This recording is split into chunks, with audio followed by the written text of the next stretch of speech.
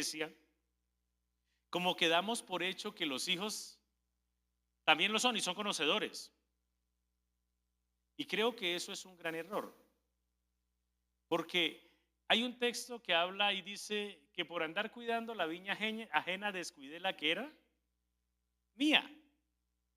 Y esto es importante tenerlo en cuenta porque aquí comienza y hay un título allí en la Reina Valera que dice el pecado de los hijos de Elí.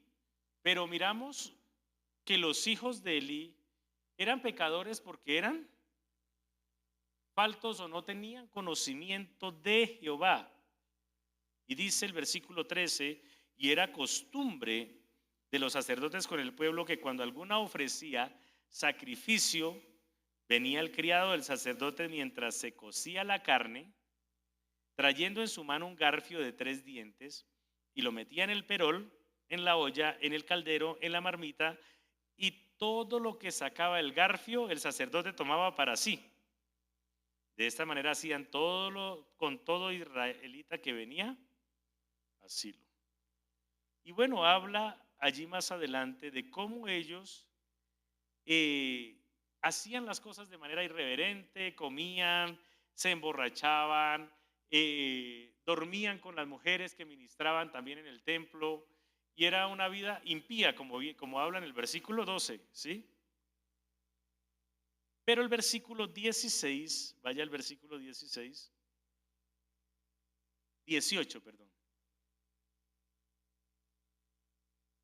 Dice, y el joven, y aquí estaba como joven, el joven Samuel ministraba en la presencia de Jehová vestido de un efod de lino. Ese era el traje del sacerdote.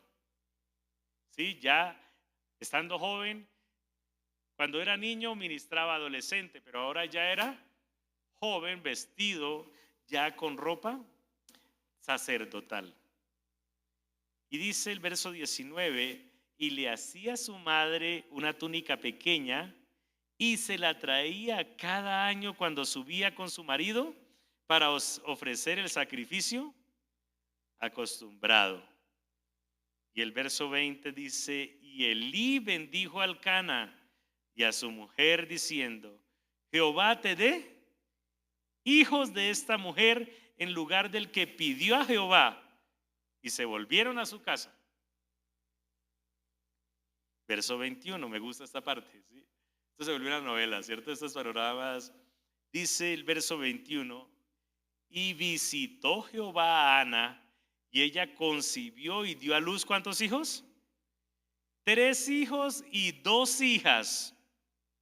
Y el joven Samuel crecía delante de Jehová. No falla en nada, ¿no? No existe nada que usted no le entregue al Señor que el Señor no se lo devuelva multiplicado. Es un hecho, es una realidad, ¿sí? Y aquí miramos cómo el Señor recibe de Ana, le da esa respuesta a su petición, pero luego Ana le corresponde al Señor en su promesa, porque Ana pudo haber dicho, no, pues es mi único hijo, ¿cómo lo dejo yo allá? ¿Cierto? ¿Cómo lo entrego yo en el templo? Y vivían lejos. Ella lo veía cada año, una vez al año, ir a mirar el niño que tanto deseó, ir a entregarlo. Y ya el muchacho era joven y estaba ministrando, y dice que Elí ora y le dice que el Señor te conceda hijos, y los felicita por esa maravilla de siervo de Dios que el Señor les había dado. Y dice que después de eso le dio 5 hijos más. Tremenda bendición para Ana, ¿no? Esto es importante tenerlo en cuenta. La palabra del Señor habla sobre eso, siempre. Y dice el verso 22, pero Elí era muy viejo y oía todo lo que sus hijos hacían a todo Israel, y cómo dormían con las mujeres que velaban a la puerta del tabernáculo de reunión. Y les dijo, ¿por qué hacéis cosas semejantes? porque yo oigo de todo este pueblo de vuestros malos procederes. No, hijos míos, no, porque no es buena fama la que yo oigo, pues hacéis pecar al pueblo de Jehová. Si pecare el hombre contra el hombre, los jueces le juzgarían. Mas si alguno pecare contra Jehová, ¿quién rogará por él? Pero ellos no oyeron la voz de su padre, porque Jehová había resuelto hacerlos morir. Tremenda historia, ¿verdad? Y allí habla, y luego ya habla sobre el llamamiento de Samuel. El versículo 26, para terminar esta parte, dice: y el joven Samuel iba creciendo y era acepto delante de Dios y delante de los hombres. O sea, un comportamiento impecable, un servicio impecable a Dios, una entrega, y el Señor se agradaba de él, pero también la gente veía la diferencia, ¿no? La diferencia entre el comportamiento de los hijos de Elí y el comportamiento de Samuel. Ya a partir del capítulo 3, y pase al capítulo 3 porque no podemos leerlo todo,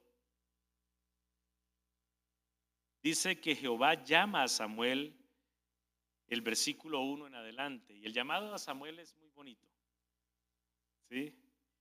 Y sigue insistiendo en señalar un estado del tiempo de Samuel, y dice: y el joven Samuel, o sea, estaba joven, vamos a creer, tendría, no sé, 20 años, 22 años.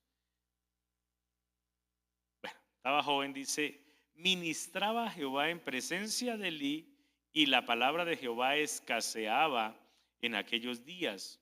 No había visión con frecuencia, ¿sí? Era muy lejano lo que el Señor hablaba y las cosas como proféticas que el Señor anunciaba al pueblo. Verso 2 dice, vamos a leer una buena parte, cómo fue el llamamiento de Samuel. Note que faltaba palabra, pero Samuel ministraba. Dice el verso 2: y aconteció un día que estando Elí acostado en su aposento, cuando sus ojos comenzaban a oscurecerse de modo que ya no podía ver, o sea, ya estaba viejito y medio ciego, Samuel estaba durmiendo en el templo de Jehová donde estaba el arca de Dios, y antes que la lámpara de Dios fuese apagada, Jehová llamó a Samuel y él le respondió: heme aquí. Y corriendo luego a Elí, o sea, Jehová llama a Samuel y Samuel dice: Señor, aquí estoy. Y corre a donde Elí. Le dice: ¿para qué dijo, heme aquí, ¿para qué me llamaste? Y él le dijo: yo no he llamado, vuelve y acuéstate. Y él se volvió y se acostó, y Jehová volvió a llamar otra vez a Samuel, y levantándose Samuel vino a Elí y dijo: heme aquí, ¿para qué me has llamado? Y él le dijo: hijo mío, yo no he llamado, vuelve y acuéstate. Y Samuel no había conocido aún a Jehová, ni la palabra de Jehová había sido revelada. Verso 8: Jehová pues llamó la tercera vez a Samuel y le dijo, y se levantó y vino a Elí y dijo: heme aquí, ¿para qué me has llamado? Entonces entendió Elí que Jehová llamaba al joven. Y dijo a Elí a Samuel: ve y acuéstate, y si te llamare dirás: habla Jehová, porque tu siervo oye. Así fue Samuel y se acostó en su lugar. Y vino Jehová y se paró y llamó como las otras veces: Samuel, Samuel. Entonces Samuel dijo: habla, porque tu siervo oye. Bonita historia, ¿no? Y Jehová dijo a Samuel: he aquí haré yo una cosa en Israel, que a quien la oyere le retiñirán ambos oídos. Aquel día cumpliré contra Elí todas las cosas que he dicho sobre su casa desde el principio hasta el fin, y le mostraré que yo juzgaré su casa para siempre por la iniquidad que él sabe que sus hijos han blasfemado a Dios y él no los ha estorbado. Tremendo, ¿no? Esto es importante tenerlo en cuenta. Hemos escuchado, y esto es, por eso he dicho que en la panorámica y en el estudio de cada libro siempre hay mucho que sustraer para nosotros. Es muy importante tenerlo en cuenta. Porque note que el Señor le habla. ¿Quién era el sacerdote? ¿Quién era el encargado de que se corriera la palabra del Señor? ¿Por medio de quién el Señor traía visión y ministraba al pueblo? Por medio del sacerdote. Pero el sacerdote Elí como tal, Elí no andaba en pecado. Podríamos decir el comportamiento de Elí era el comportamiento de un viejo que se acostumbró a ser un sacerdote y se dio su labor a los hijos, y los hijos eran unos impíos perversos, y Elí lo que hace es decirles: ay, muchachos, no hagan eso es malo. Cuando lo que tenía que hacer Elí era pararse firme y decirles: no, señores, y destituirlos y no permitir que ellos profanaran el templo y todo lo que hacían con los sacrificios y con las mujeres, como lo acaba de mencionar. Y Elí sencillamente dejó eso así y les recomendaba como una recomendación. Ojo con eso, papás. Recuerdo cuando yo estaba joven, y no voy a contar mi testimonio, pero recuerdo cuando estaba joven que mi papá, llegué en una condición de 12 años y mi papá me dijo: Miguel, si usted vuelve a llegar así, se va de la casa. Porque aquí somos cristianos. Porque aquí usted no va a hacer lo que se le da la gana. Usted, mientras esté bajo este techo, aquí se vive como cristiano, y si no quiere ser cristiano, se va de la casa. ¿Me entienden? Hay papás que están orando y clamando de rodillas, y cuando claman de rodillas le alistan la ropa a la niña para que se vaya de rumba el fin de semana. O para que los hijos les preparan todo, les aceptan las cosas para que los hijos salgan a una vida lejos del Señor, y lo que hacen es orar y orar y orar al Señor y decirles: no está bien, hijo, eso es pecado. Y la función o la responsabilidad que tenía Elí era de haberles impedido eso, porque tenía la autoridad de parte de Dios. Y note que el Señor mira esa perversión, o sea, esa alcahuetería, mira esa pasividad, esa laxitud con los hijos, de permitirles todas estas cosas, y el Señor dice, se molesta con Elí y dice: voy a castigar a Elí, porque esa era su responsabilidad. Aquí se habla de pecados por omisión, ¿cierto? Ojo con eso. Porque nosotros no podemos llenarnos de sentimientos y permitir que nuestros hijos hagan y deshagan, y donde nosotros tenemos responsabilidad no ejercerla. Esto es importante. Nótenlo allí. Y dice, note que el Señor habla y dice: por lo que los hijos han hecho, y Él no le ha estorbado a los hijos. No los ha estorbado. Verso 14. Por tanto,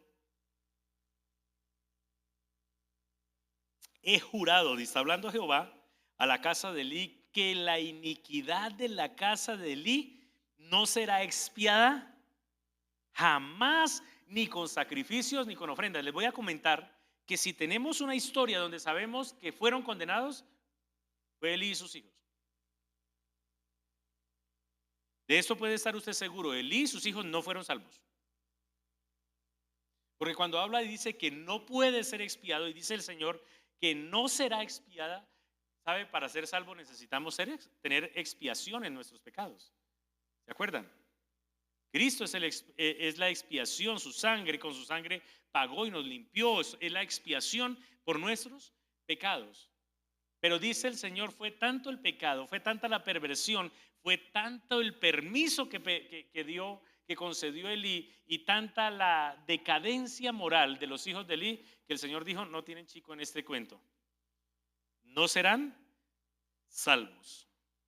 Eso fue lo que le dijo el Señor a Samuel. Para eso lo llamaba a Samuel, Samuel, y Samuel se levantaba. Y algo que yo miro impresionante es la diligencia de Samuel, ¿no? Como Samuel varias veces se levantaba y Elí no nada, y al rato otra vez yo me ponía en el lugar de Samuel, y bueno, pero ya llamó 2 veces y dice que no es él, entonces qué molesta, ya no me vuelvo a levantar, que venga hasta acá, ¿cierto? Pero note la diligencia, el respeto, ¿sí? La obediencia de Samuel. Haga de cuenta esto, ¿no? Tarde de la noche y escuchaba y vaya y otra vez y ya Elí estaba viejito y tal vez con ese amor y con ese respeto, esa admiración, yendo y Señor, que habla que aquí estoy, ¿sí? Y vuelta otra vez y otra vez y otra vez y otra vez y ya allí encontramos cómo estaba Samuel dispuesto siempre al llamado. Verso 16 dice, llamando pues Elí, o sea, ya el Señor le habla a Samuel y dice, llamando pues Elí a Samuel, le dijo, hijo mío, Samuel, y él respondió, heme aquí. Y le dijo, ¿qué es la palabra que te habló? Sí, se estaba súper inquieto Elí.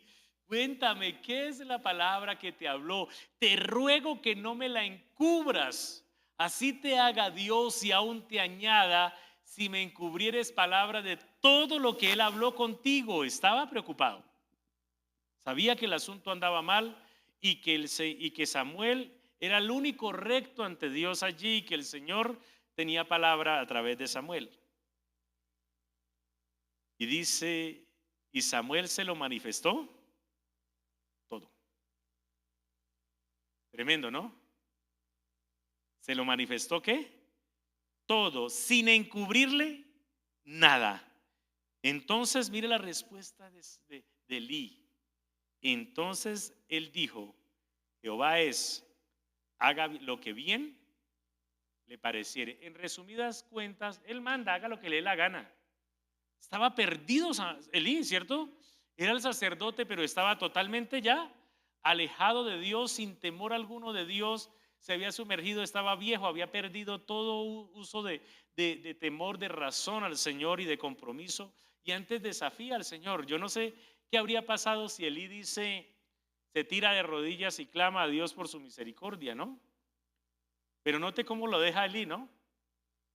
Note en esos dos renglones tan tremendo desafío y reverencia al Señor de parte del sacerdote que había ministrado durante muchísimos años porque ya estaba viejito. Y dice, Jehová es, haga lo que bien le pareciere. Verso 19, porque estamos hablando de cómo fue el llamado de Samuel.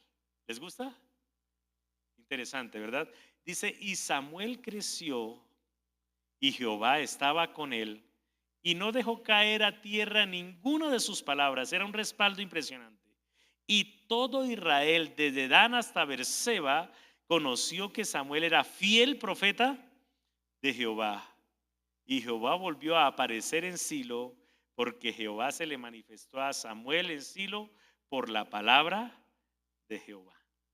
Entonces allí ya toma autoridad Samuel, ¿no? Relevancia en toda la parte de ministración, y esta es la forma en que el Señor habla y llama a Samuel, ¿sí? Lo llama.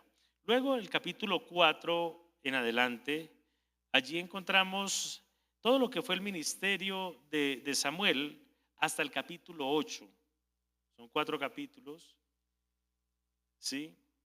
Y en esos 4 capítulos está cómo el Señor respalda a Samuel. El capítulo 4, capítulo 3, versículo 19.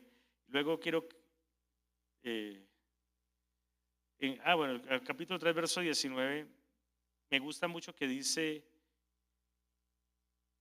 que no dejó caer ninguna de sus palabras a tierra. En el capítulo 4 ya encontramos una historia sobre los filisteos que capturan el arca de Jehová. ¿Se acuerdan del arca de Jehová? Miramos en el libro de Números y en la historia que donde iba el arca de Jehová, allí estaba la presencia del Señor. ¿Se acuerdan? ¿Sí? Y resulta de que el pueblo de Israel tuvo una pelea, un combate con los filisteos y estaban en pecado. Y dice que los filisteos vencieron y tomaron el arca del Señor y lo llevaron al campamento de ellos. Y me gusta muchísimo también este capítulo con respecto a todo lo que sucede Y dice que el pueblo de Israel, antes de enfrentar allí su batalla con los filisteos, dice que ellos llevan el arca del Señor allí al campamento donde van a pelear y ellos gritan y los filisteos ya reconocían el poder que había en Dios y que cuando llevaban el arca el Señor los respaldaba regularmente. Y dice que los filisteos se asustaron muchísimo. Verso 7 del capítulo 4. Verso 6, leamos ahí el 6. Dice, cuando los filisteos oyeron la voz de júbilo, dijeron, ¿qué voz de gran júbilo está en el campamento de los hebreos? Y supieron que el arca de Jehová había sido traída al campamento.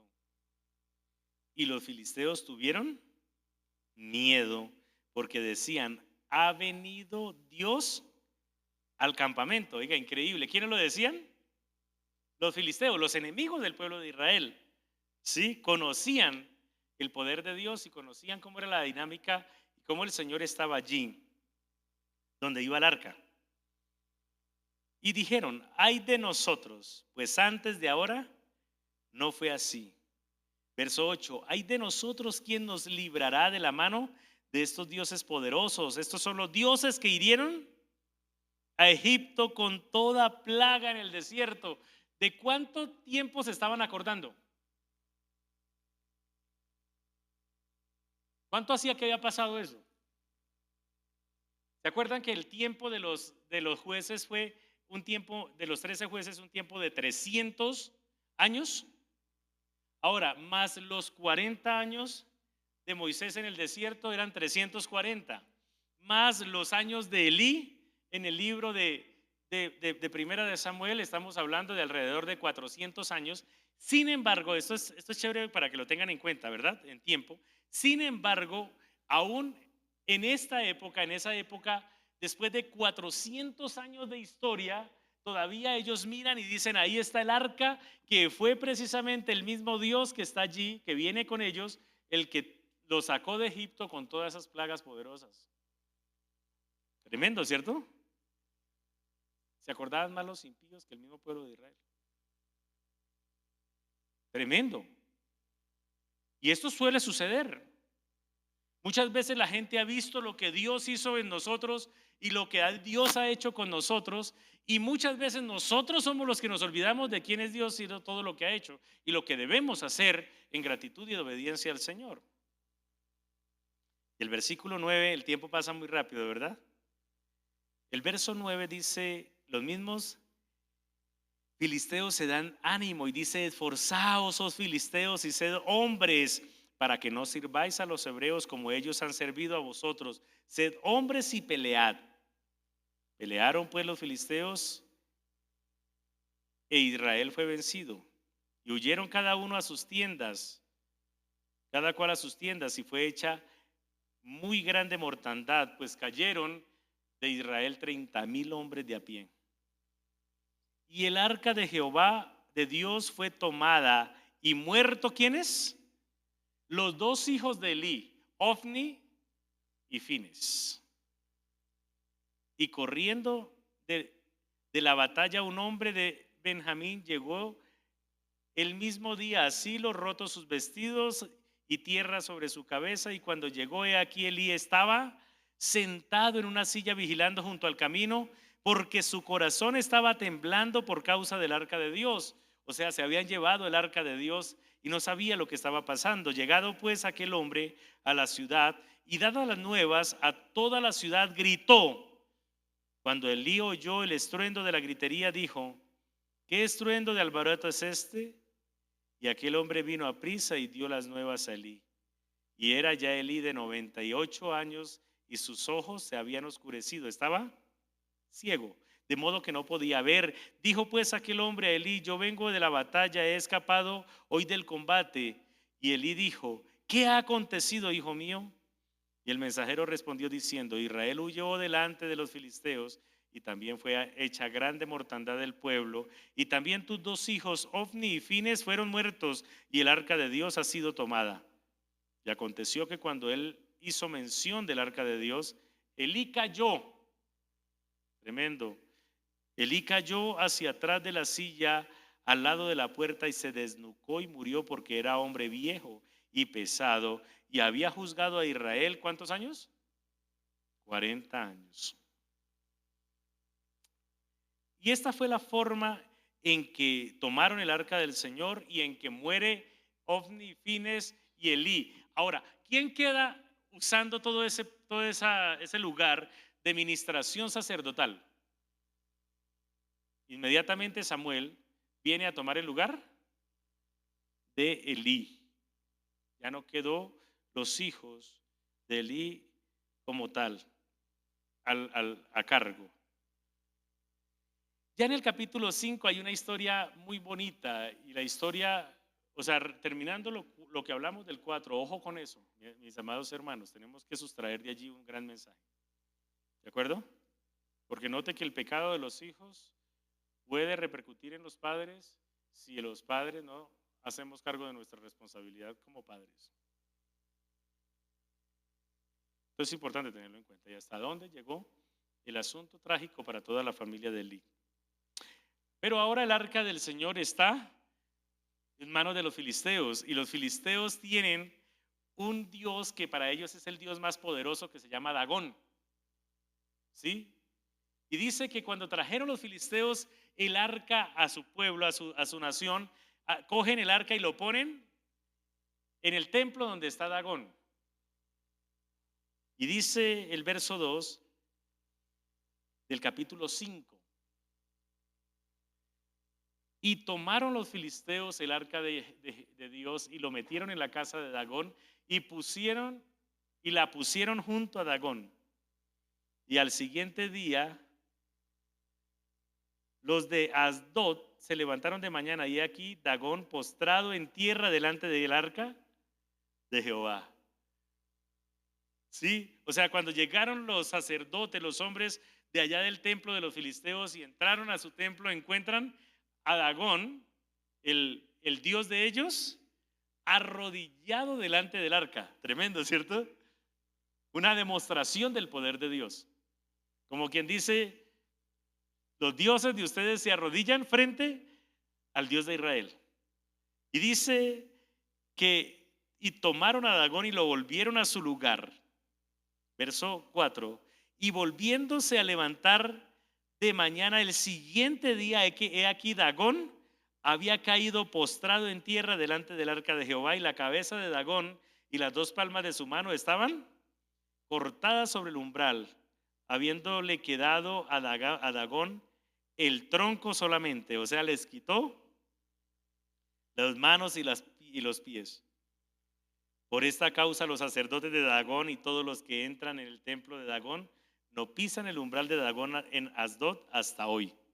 Y dice que mientras el arca del Señor estuvo capturada por los filisteos, el Señor envió plagas, envió una mortandad impresionante al pueblo de los filisteos. Y dice en el versículo 11, vaya al 11, después de todo este suceso, dice, y enviaron y reunieron a todos los príncipes de los filisteos diciendo, enviad al arca del Dios de Israel y vuélvase ¿a dónde? A su lugar. Y no nos mate a nosotros ni a nuestro pueblo, porque había consternación de muerte en toda la ciudad y la mano de Dios se había agravado allí y los que no morían eran heridos de tumores y el clamor de la ciudad subía al cielo. Ya en el capítulo 6 habla de cómo los filisteos devuelven el arca del Señor. Escúchenme bien, aquí es donde la palabra del Señor habla que si tú no hablas de las cosas de Dios, Dios levanta una piedra para que hable. Si el pueblo de Israel no obedecía al Señor y no era comprometido con el Señor se defendía solo y demostraba su poder, porque el Señor no necesita de nosotros, nosotros somos los que necesitamos del Señor. Note hasta dónde llega y cómo el Señor muestra que de todas maneras, sin necesidad de ni un solo israelita, muestra cómo Él dominaba y podía dominarlo todo y era poderoso sobre todas las cosas. Y dice que después ellos devolvieron el arca con unos bueyes y dijeron, lo siguiente, pusieron el arca y dijeron, si los bueyes arrancan derechito y llegan hasta tal parte, quiere decir que sí era el Dios de los israelitas el que nos había mandado todas estas plagas y todas estas cosas. Pero si los bueyes se van por otro camino y se pierden del camino, entonces esto era coincidencia. ¿Y saben qué pasó? Se fueron los bueyes con el arca derechito, ¿sí? Y dice, versículo 10, versículo 12, y las vacas, verso 12 del capítulo 6, y las vacas se encaminaron por el camino de Bet-Semes y seguían el camino recto, andando y bramando sin apartarse ni a derecha ni a izquierda, y los príncipes de los filisteos fueron tras ellas hasta el límite de Bet-Semes, o sea, mirando a ver qué pasaba. Y los de Bet-Semes segaban el trigo en el valle, y alzando los ojos vieron el arca y se regocijaron cuando la vieron. Sí, oiga, increíble, ¿verdad?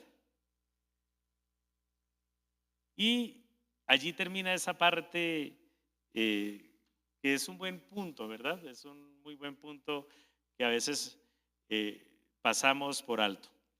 Y aquí a partir del capítulo 8,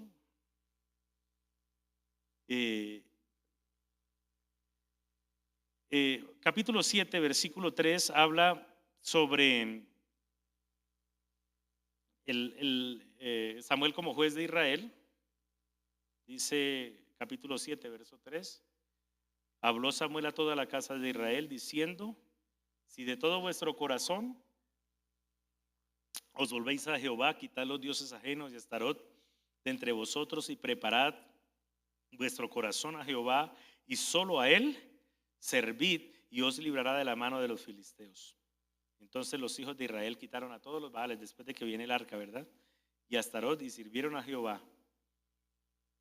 Y ya miramos que después vencieron al pueblo de filisteo. Y el versículo 15, vaya al versículo 15, quiero resaltar este tema, este asunto de Samuel como juez. Y dice, y Samuel juzgó Samuel a todo Israel todo el tiempo en que vivió. Ya a partir del capítulo 8, que era lo que mencioné hace un momento, dice que Israel pide rey. O sea, Israel siempre fue dirigido a través de los jueces, y los jueces eran hombres de Dios, profetas dirigidos por el Señor, u hombres establecidos por el Señor, pero Israel se antojó de toda la forma ¿cómo lo llaman? De gobierno que manejaban las otras ciudades y pidió, o los otros países, y pidió que fuera establecido un rey. Y habla precisamente, versículo 4 del capítulo 8, dice en el verso 4, entonces todos los ancianos de Israel se juntaron y vinieron a Ramá para ver a Samuel y le dijeron, he aquí tú has envejecido y tus hijos no andan en tus caminos, por tanto constitúyenos ahora un rey que nos juzgue como tienen todas las naciones. Pero no agradó, verso 6, no agradó a Samuel esta palabra que dijeron, danos un rey que nos juzgue. Y Samuel oró a Jehová, y dijo Jehová a Samuel, oye la voz del pueblo en todo lo que te digan, porque no te han desechado a ti, sino a mí me han desechado para que no reine sobre ellos. Note que el Señor era el que reinaba sobre Israel. Él ponía a sus jueces, pero quien mandaba, decretaba todas sus ordenanzas, estatutos, era Dios mismo. Ojo con eso, ¿no? Ojo con eso, porque esto también hace parte, hay muchos cristianos, inclusive, escuchen esto, yo quiero decirlo, hay muchos cristianos hoy en día con buena palabra, dirigidos por Dios, pero se van y se buscan algunos líderes que van contrario y les gusta más esa palabra que va contrario a lo que dice el Señor y destituyen al Señor y su palabra. Ojo con eso, ¿sí? Y habla precisamente de lo que hizo el pueblo de Israel Y, eh, y el Señor allí en el capítulo 9 establece y comienza, dijimos que hasta el capítulo 8 era la historia de Samuel, del 1 al 8. A partir del capítulo 9 encontramos la historia de Saúl. Y esta historia de Saúl allí muestra que Saúl es elegido rey. En el capítulo 9 habla de quién era Saúl y cómo el Señor lo llamó y lo eligió rey de Israel. En el capítulo 10 muestra cómo fue ungido rey. Leamos unos textos desde el versículo 1, capítulo 10. Entonces, tomando Samuel una redoma de aceite, la derramó sobre la cabeza, sobre su cabeza, y lo besó y le dijo: ¿te ha ungido Jehová por príncipe sobre su pueblo Israel? Hoy, después de que te hayas apartado de mí, hallarás 2 hombres junto al sepulcro de Raquel en el territorio de Benjamín, en Celsa, los cuales te dirán: las asnas que habías ido a buscar se han hallado, tu padre ha dejado ya de inquietarse por las asnas y está afligido por vosotros, diciendo: ¿qué haré acerca de mi hijo? Llevaba muchos días perdidos buscando unas asnas, pero todo esto era el propósito del Señor. Y luego el Señor lo ungió, el Señor vino, dice que el Espíritu Santo de Dios vino sobre Saúl, y es el ascenso de Saúl, porque Saúl es lleno o es ungido por el Espíritu Santo, lleno de Dios, y llega al punto de profetizar. Y desde allí comienza el reinado de Saúl. Capítulo 11 encontramos ya a Saúl en ejercicio, derrotando a los amonitas y teniendo unas guerras muy efectivas, ¿sí? Pero ya en el capítulo 13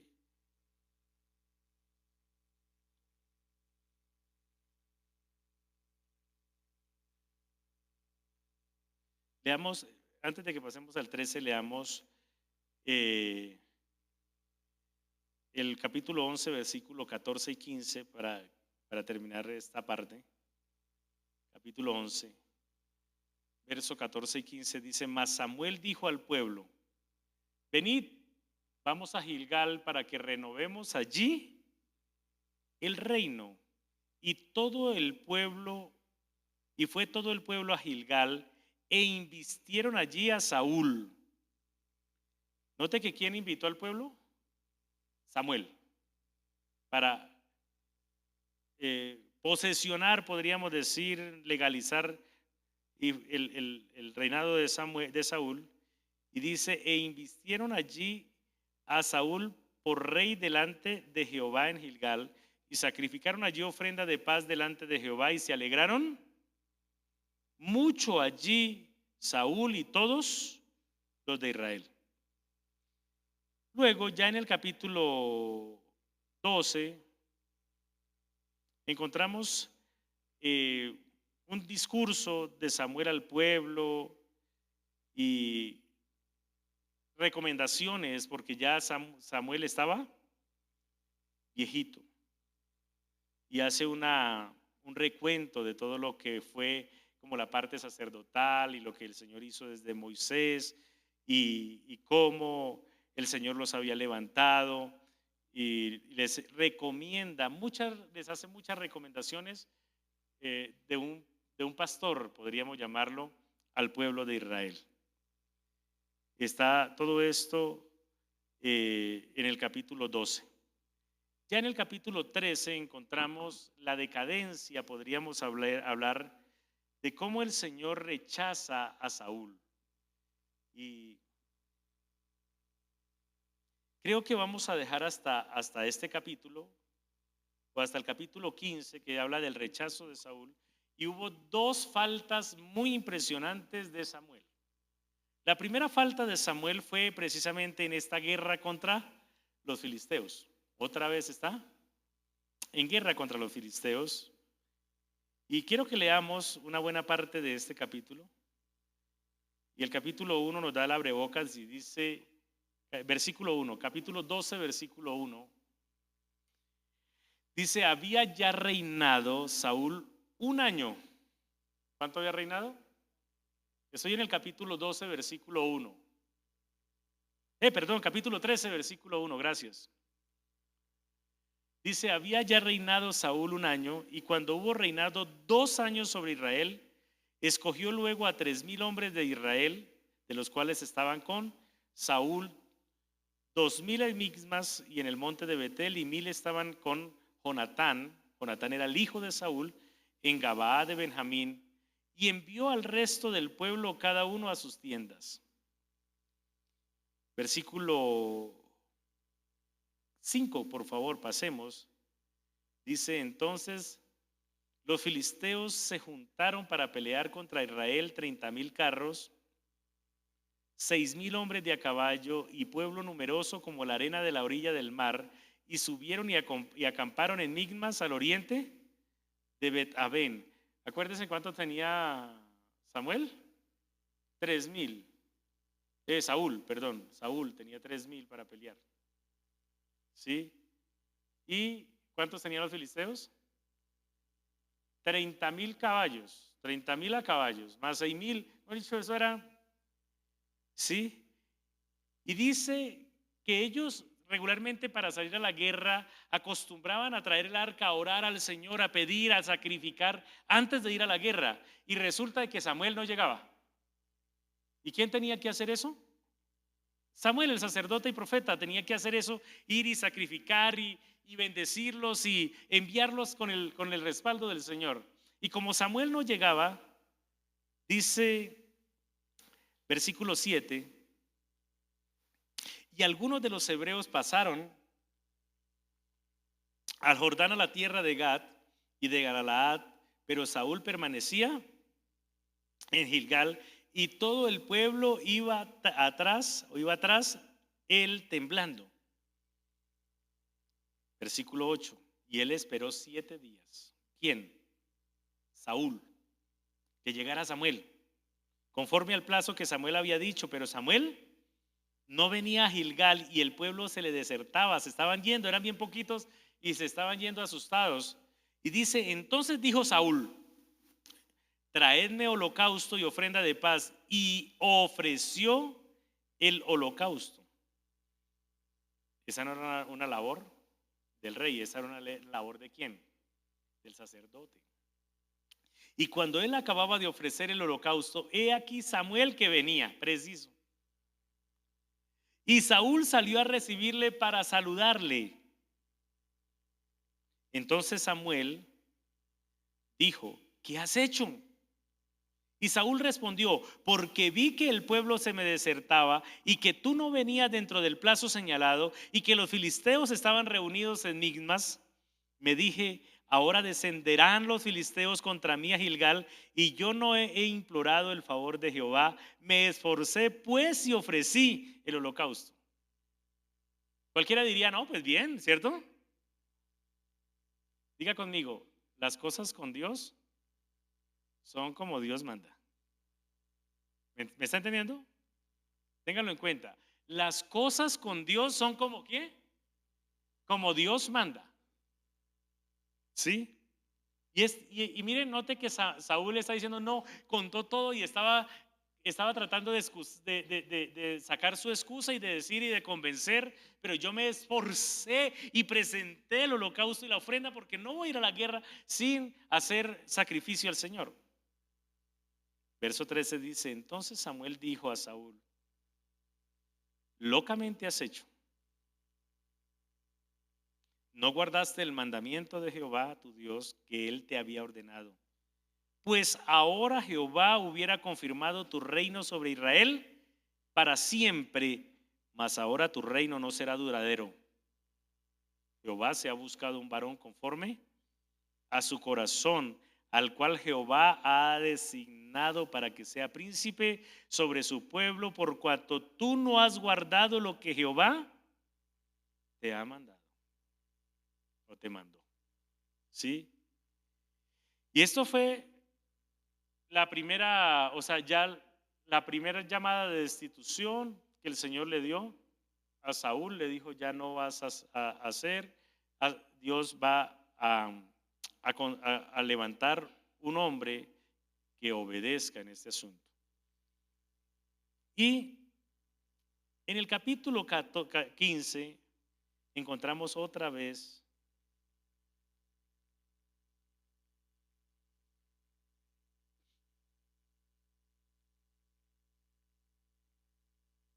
la desobediencia de Saúl. Y finalmente, hasta el Señor lo desecha, la presencia del Señor se aísla de él. Y dice en el capítulo 15 que viene Saúl y hace lo mismo. Verso 9. En otra guerra, en otra situación,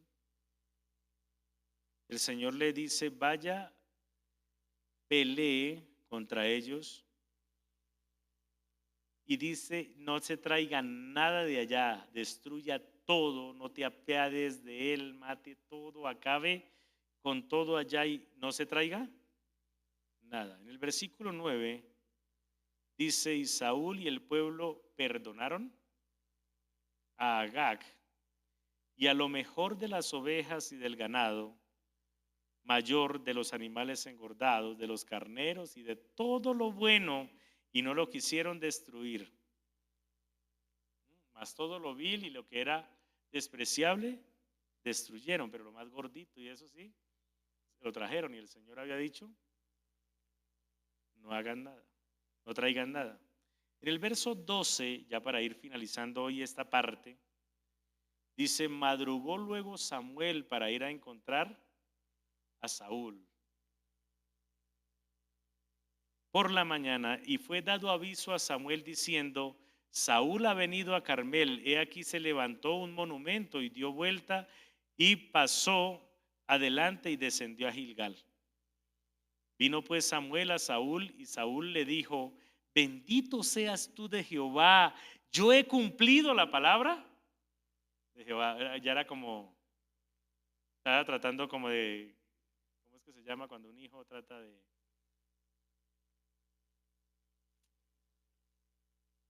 manipular?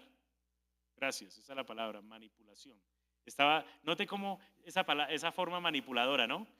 Saluda a Samuel, sabe que no cumplió, y lo primero que hace es, bendito, te bendigo, tú eres lo mejor. Así, ¿ha visto algunos hijos haciendo lo mismo?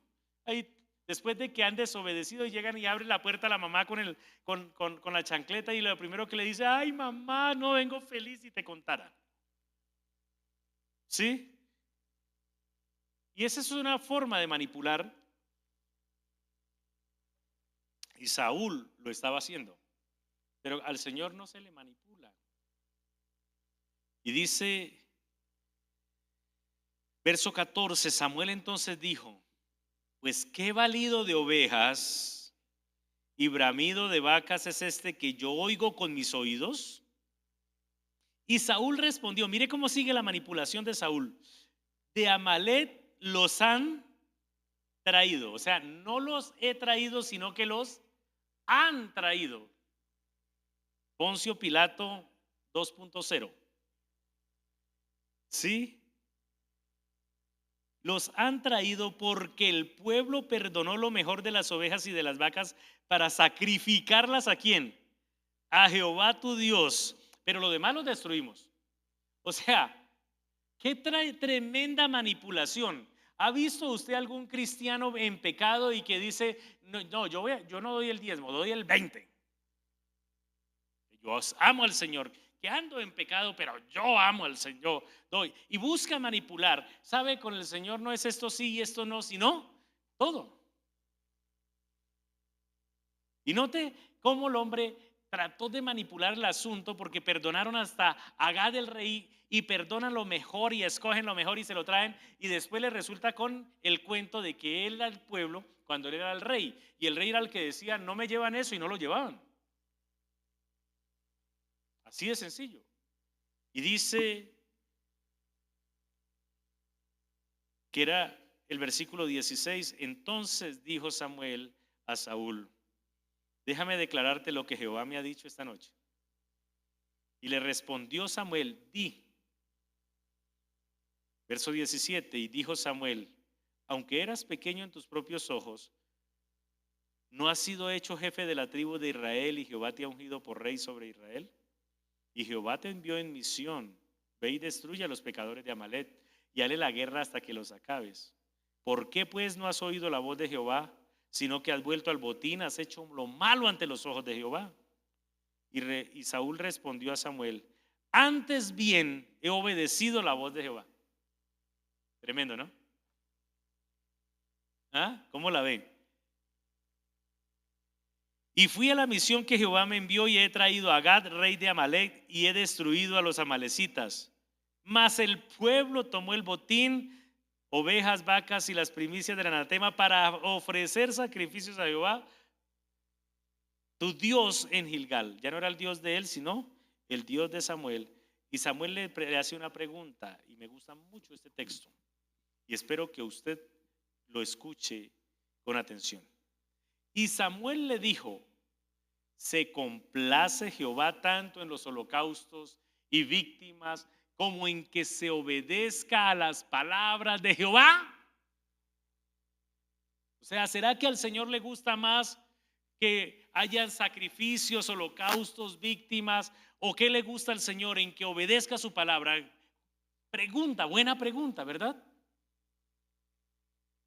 Y el mismo Samuel responde, ciertamente el obedecer es mejor que los sacrificios y el prestar atención que la grosura de los carneros. Verso 23 y terminamos allí.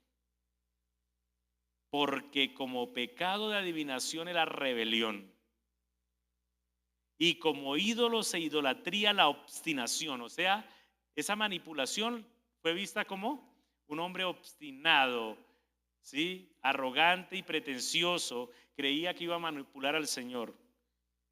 Y le dice, por cuanto tú desechaste la palabra de Jehová, Él también te ha desechado para que no seas rey. Amén. Y esto le costó todo. La desgracia para su vida, para su reino, para su familia. Y luego vamos a mirar dentro de 8 días, porque estos libros son largos, ¿verdad? Pero espero en el Señor hoy hayan aprendido mucho. Hoy hayamos recordado mucho sobre un panorama y la primera parte o las 2 primeras partes del libro de Primera de Samuel. Oremos al Señor.